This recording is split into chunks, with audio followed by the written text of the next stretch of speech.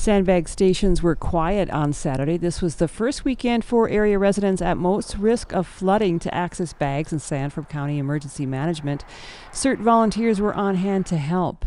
We've had a number of people, and one that we have loaded up 100 bags of sand for.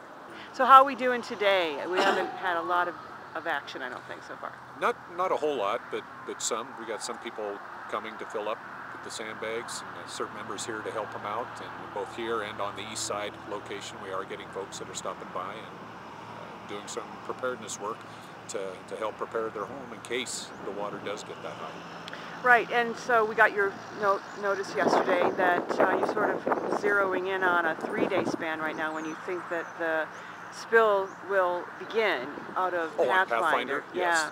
Yeah.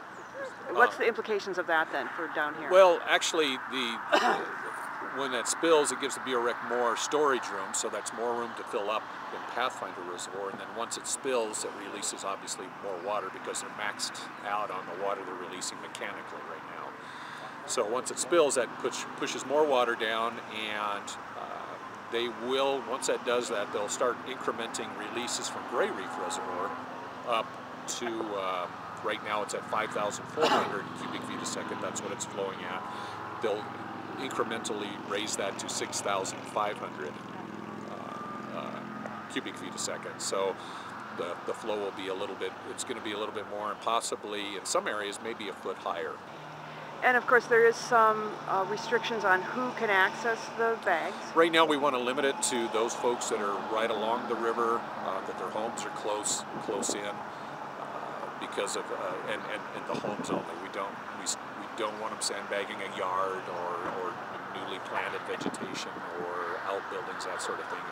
We're just concerned about their homes. Right. That's the main priority right now. And I think you did say that you had to turn one or two people away this morning? Yes, they wanted sand for different reasons and that, and just explained to them what the bags were for, and they were fine with that, so it wasn't a big issue. Sandbag distribution stations will again be open next Saturday, 9 to 5 on the west side at the dirt parking lot across from the fairgrounds on Wyoming Boulevard, and east side off Coal Creek Road, just north of Highway 2026. That's the old Glen Rock Highway. From the K2 Radio News Center in Casper, I'm Karen Snyder.